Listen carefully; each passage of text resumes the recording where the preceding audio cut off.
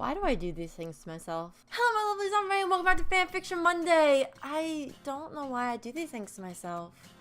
I don't know what possessed me to find this, but apparently I couldn't get enough of Purple Guy, and neither could y'all, so here's another fucking Purple Guy fanfiction, because that's what y'all want in your life, right? I hope that is. So yeah, so we got another Purple Guy X-Reader fanfiction called Teenage Dream. Story between a 16-year-old Rita and a 21-year-old Vincent. Ooh. I'm concerned for my own sanity and for y'all's sanity. I feel like this goes in a really weird place really fast. I mean, it did already, but it just gets weirder. Especially since you're 16 and dude's 21. I'm not okay with that. I'm 20, I'm not okay with that. So, chapter 1, the reader's point of view. I held my little brother's hand as we walked into Freddy Fazbear's Pizzeria. David really liked this place, and I didn't mind it, so I'm taking him for a treat. I just got my lights at the age of 16, and I thought it'd be nice. My little brother David squealed when he saw the plastic-looking animatronics, running to join the crowd of kids watching them sing. I got to the table and ordered a pizza and 2 sodas. I watched my little brother run around with a group of 5 kids who were going over to the prize corner. That's when our food came. I already know where this is going. I straight up already 5 kids. 5, that's a very specific number, Author-chan. I'm a little concerned. David, bro, food's here. You can go with your friends when we are done. I called, waving my hand, causing him to turn his green, lively eyes to me. Sorry, guys. My sis says it's time to eat. Wait for me, though. I heard David say before running over and sitting next to me. He grabbed the pizza and took a bite, smiling and chewing the food. I took a sip of my drink, watching him with amusement. David soon finished his pizza and raced to the prize corner. This is FNAF 2 if you can't tell. I twirled a piece of my blue hair in my fingers and blew bubbles in my soda. Hello there? A husky voice spoke from behind me. I turned my head to see probably the sexiest and most creepiest man alive. His skin and hair were a light purple while his eyes and smile were pure white. His long hair was pulled back in a rat's tail and he had a slight stubble. Okay, this is why I chose this story. Cause I don't remember if the last fanfiction that I read with Purple Guy had him literally be purple, but why? That's not discreet whatsoever if you're literally purple. Like, you know why he's called Purple Guy, right? Like, you know that the sprites, like, they're not gonna look exactly human just because that's just how it works in, like, the fucking gaming, and, like, you're supposed to be a secret identity and all that stuff. Like, he's not gonna be literally purple, alright? Fam, let's be real here. Jesus fucking Christ, guys. Stop with this. Fanfiction authors, stop making Vincent fucking purple. Also, I want to appreciate the fact that the author said he was sexy even when he's purple. I don't know what to say about that. Hello, I replied, taking a sip of my drink. What's your name? He asked, putting his hand on the back of my chair, causing me to blush. I'm Dickbag McGee. You? Name is Vincent. Nice to meet you. May I sit? He asked, giving me a flirty wink. I adjusted to my brother's empty seat and took a drink of my soda. He gave me a smile and sat down. I must say, I love your eyes. What color are they? He asked, staring at me. They're hazel, I replied shyly. Damn, this guy was hot. I'm sorry, I'm too gay for the story. We kept talking and warmed up to the man. We had already gotten past the awkward I'm 16, you're 21 phase, and we were just chatting casually. Well, it was a pleasure talking to you, love. I hope to see you again soon, Vincent said, kissing my hand in a gentlemanly manner. I blushed, smiling at him and tucking a strand of my blue hair behind my ear. I hope to see you too, Vincent, I said, smiling. Shit, we need to get going, I said, looking at my watch. David! I yelled, catching everyone in the pizzeria's attention. I placed a 20 on the table to pay. I turned to Vincent and placed a tender kiss on his cheek. He blushed a crimson red as David ran up to me and jumped into my arms. I winked at Vincent and walked out of the pizzeria. Vincent's point of view. Damn. 2 things. 1, just the damn. I'm sorry. It was beautiful. And then 2, placed a kiss on his cheek. You just met this guy. He's 21. This is just beyond fucking creepy. Nobody said anything about this. About a random, like, older dude talking to this child. This child. I know they're 4 years younger than me, but I'm still gonna call them a child. Because why? Reader's point of view. I walked into the pizzeria after receiving a text from Vincent. How the hell he got my numbers besides me? But it's 11 p.m. Yes, I recognize I actually typed AM, don't judge. You didn't have to put that in there. You could just fucking fix the typo. Author-chan, I don't know why the fuck you had to put that in there, but whatever, this isn't fucking Reddit. Also, why the fuck are you going to meet up with this dude at like 11 at night when he somehow got your number, like mysteriously got your number? You don't even know how he got your number. You didn't give it to him. He somehow got it, and you're meeting up with this guy at the pizzeria at 11 at night. Hello? Child, this is how you die.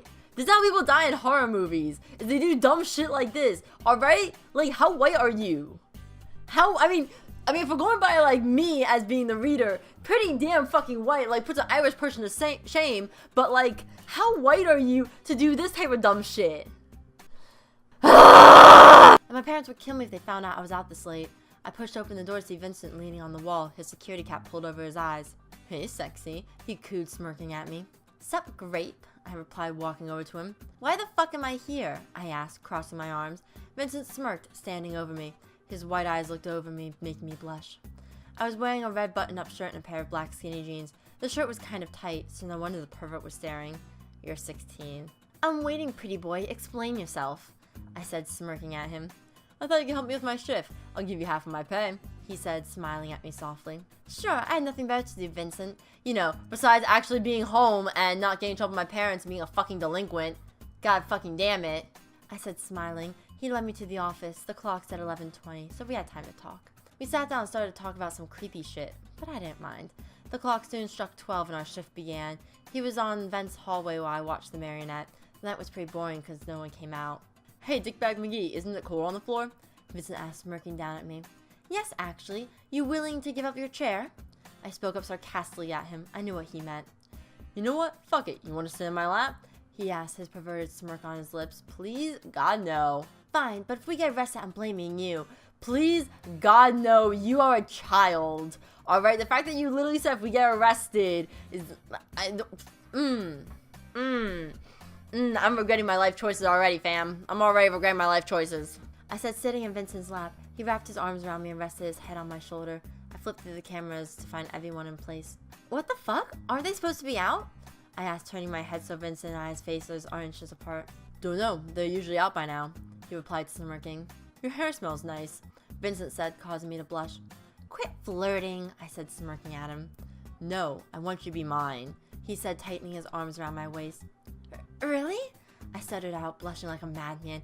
He was 21 and I was 16. It couldn't work. He'd be arrested. Yeah, he would. Yeah, you're funny, kind, sexy. You're perfect, he purred in my ear. But you'd get arrested. I'm not gonna let that happen, I said, turning around so I could face him. Then we tell no one, he said before crashing his lips onto mine in a rough yet passionate kiss. My hands found their way into his hair, pulling at the long strands while his hands made their way around my waist. I pulled back, putting one of my hands on his chest, holding him back, while my other was still around his neck. This is wrong, I whispered, pressing my forehead against his. He seemed to give out a longing whimper, looking into my hazel eyes. But it feels so right. I grabbed his collar and smashed my lips onto his, earning a groan from him. Why do you keep saying, like, smashed? That's not attractive at all. Like, that's actually slightly painful to smash lips onto someone else's. It's not sexy in the least. I'm pretty sure you're fucking 12 because it's... Stop using that fucking...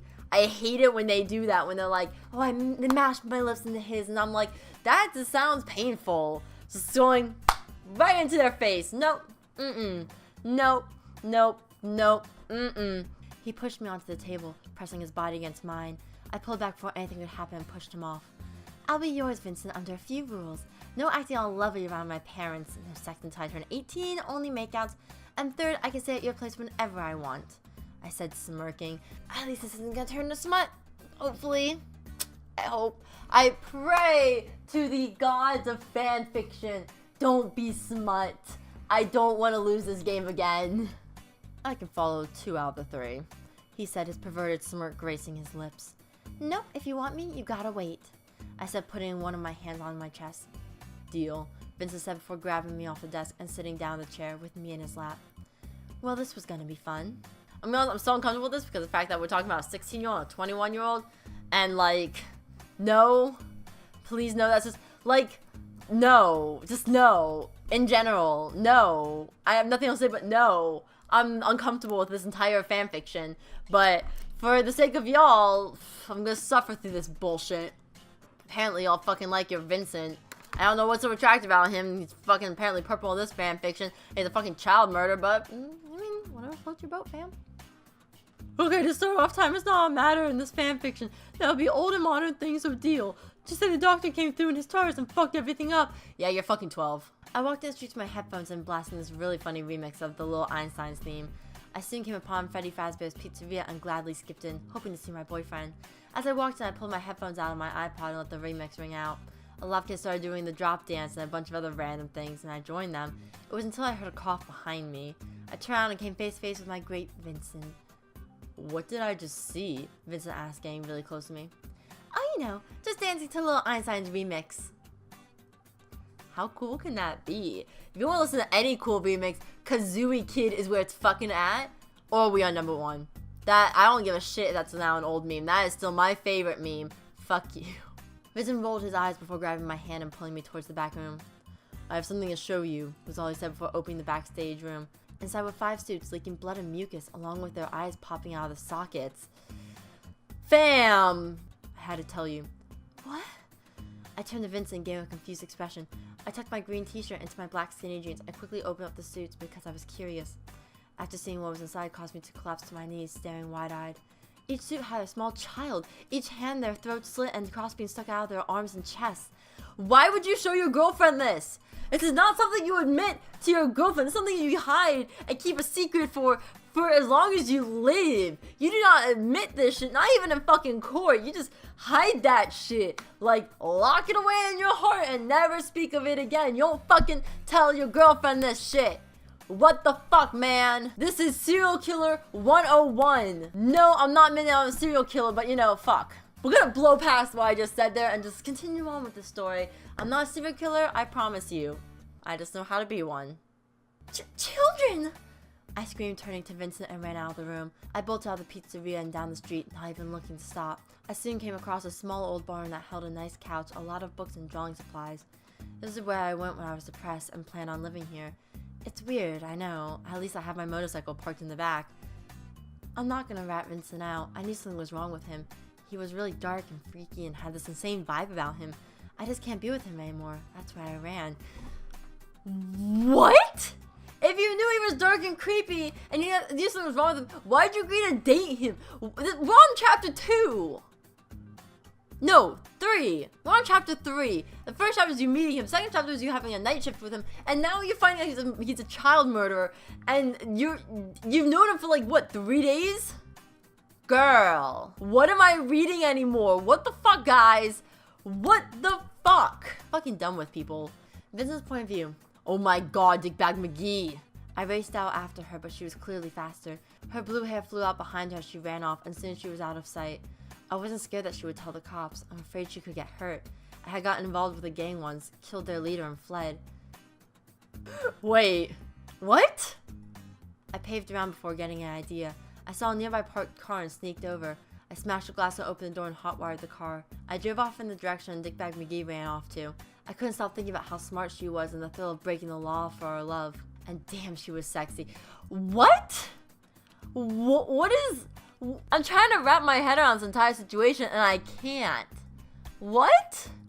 1, you can't chase after her because apparently she's faster than you. 2, you fucking hotwired a car to go find her instead of just running in the same direction. Like, okay. 3, smart and like not gonna go to the cops. Like, what the fuck, man? Also, you were in a gang. What am I reading? Fuck. Oh my god. Why? Why? Focus, Vincent. You have to find your killer queen before it was too late. Hold on, Dickbag McGee. I'm coming. She's not in danger! If anything, she's in danger from you, not this fucking game. What the fuck are you talking about? Hello? Hello? I low-key want to continue reading this, figure out what the fuck is happening, but at the same time, I don't think my brain can handle this shit. What? Oh my god. Okay, so I'm gonna read one more chapter of this shit, just because. I kind of looked at a little bit at it, and then I just had to. Read his point of view. 2 months later, I laid on the couch in the barn, my eyes closed as I took shallow breaths. How could he do something like that? That fool! Shh, Dickbag McGee, that was 2 months ago. I sat up, rage planted across my face. I stood up and walked across the stray straw floor over to a bookshelf holding many books. I pulled a velvet blue book off the top shelf, the golden lining glistening in the shadow light of the candles that were strewn around the barn. I grabbed a pen off the small table next to the couch and then sat down, opening the journal.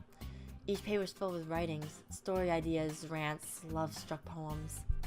All I see is black. That's all I know since he killed them. My mind is plagued with dark thoughts. How could I ever forgive him? How did I ever love him? Why do I still love him? I slammed the book shut, warm tears prickling my eyes. I still cared for Vincent, but I could never forgive him. Those 5 kids, my brother's friends. I pulled open the cooler that sat to the side of me and pulled out Dr. Pepper. If you don't like Dr. Pepper, imagine your favorite soda. I popped it open and took a drink. I tried to calm my thoughts, thinking of my favorite song or just flying. I looked over at my black bike that was leaning up against the wall, its black and white tires covered in dirt and grass from all the times I rode to school and back. I haven't gone home. I've just been living here in the barn. It shelters me, and I have an old bed up in the loft so I don't have to sleep on the couch. I've gotten a few part-time jobs so I can buy food and clothes, plus dry shampoo. It was also saving up to buy a motorcycle. I walked over to the bike and hopped on, pedaling out of the barn. I closed my eyes and breathed in the cool night air as I drove into town. Wait a second, did you have a motorcycle last time? I thought you already had a motorcycle because you got your license. Hold on. What? Were you borrowing your parents' car or something? I'm so confused right now. Fuck it, whatever. Fuck it. Okay, whatever. The city was alight with partygoers and strobe lights flashing onto the streets. It was a pretty weird party club festival that was held every year. My parents never let me go. I flicked my blue hair out of my face to reveal a devilish smile spread across my face. I parked my bike outside of a small clothing store and walked inside.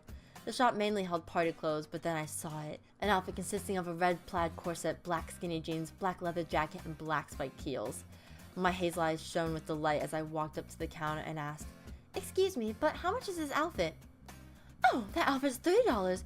We had to lower the price 3 times because no one would buy it. Would you like to buy it?" The chirpy blonde clerk asked. "Actually, yes. Is it possible I wear it out of here?" "Yep. Pay first and follow me," the blonde said, smiling. I handed 30 to her, then she led me to the dressing rooms. She handed me an outfit in my size and I slipped it on. It fit perfectly. I stepped down, the clerk clapped her hands together. "It was pleasant doing business with you. My name is Victoria if you ever were to return." The girl said, shaking my hand. "It was nice meeting you, Victoria. I'm Dickbag McGee. See you later." I ran out of the store and hopped on my bike, pedaling into the drunk-filled party-goer streets. This is gonna be fun. I'm fucking done with this story. What the fuck? Okay, what? What is the plot? What is the story? I don't even know what the story is. Like, you know, whenever you're fanfiction, nobody's like, okay, so this is at least what's happening. I don't even know what's happening. Like, okay, so you meet this dude, you're 16, you meet this dude, and then you work a shift with him. Well, apparently the avatars supposed to come to life, which they didn't, which, okay, whatever. And then, like, you two start dating, you know, good stuff. And then he shows you his victims, his fucking child murdering victims. And then you run away from him. You always knew something was off about him, but you know, you didn't fucking say anything or do anything about it. And then next thing you know, now it's like 2 months later, you've been living in a fucking bar for no apparent reason. You just randomly ran away from home for no reason, and then you just bought it off to go partying. Fuck, what? Why? Any of this? Author-chan, I know you had writer block, but what the fuck? I'm gonna definitely read this in my own time, because what the fuck? What the fuck? But that's all I'm leaving off for you for now. If you want to find out what happens next, I'm going to put the story in the description below so you can read more of it, I guess, if you're into that shit. I don't fucking know what's happening anymore. I don't know what the fuck I just looked at, but okay. Whatever. Either way, thank you guys so much for watching. If you like, comment, subscribe, recommend me stories, whether it's the actual fandom or the fan fiction. I'm always interested in suggestions, because I find some weird-ass fucking shit on my own time. What the fuck? Anyway, don't forget to stay mythical. I'll see you all next time. Goodbye, my lovelies.